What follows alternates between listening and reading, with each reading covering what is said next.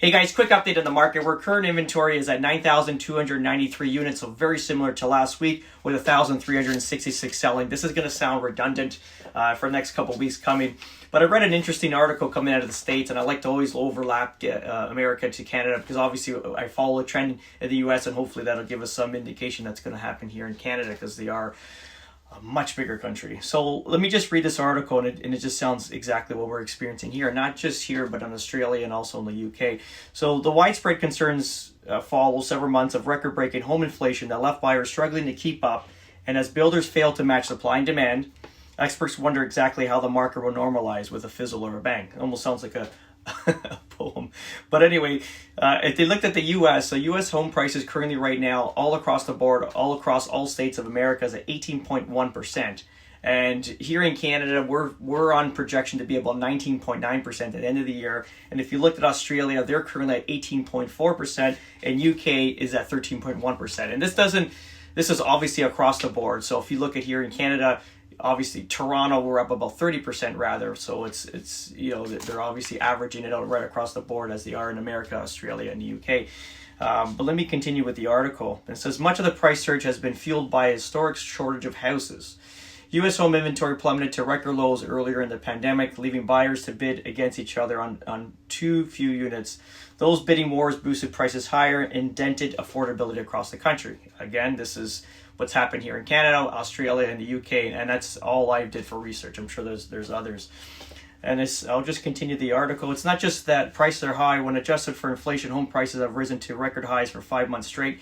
Prices have surpassed the peak since in 2006. And if you remember, America, when they had that huge housing debacle in 2006, 7, 8, and into 9, or mind you, the market kind of gave out, I think, in 07, 08. This is talking about it, that we're actually surpassed those levels of 06, 07.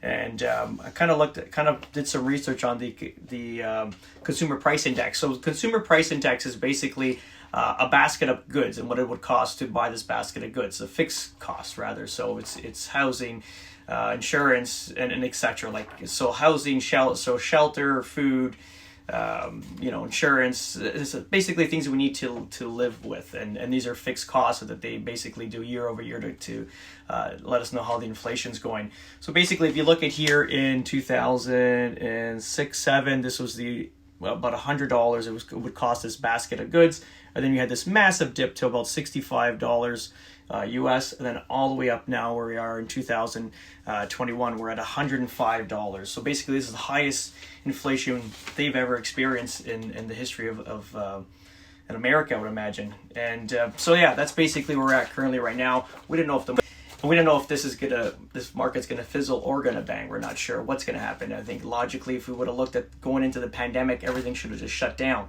But ultimately, government started printing money.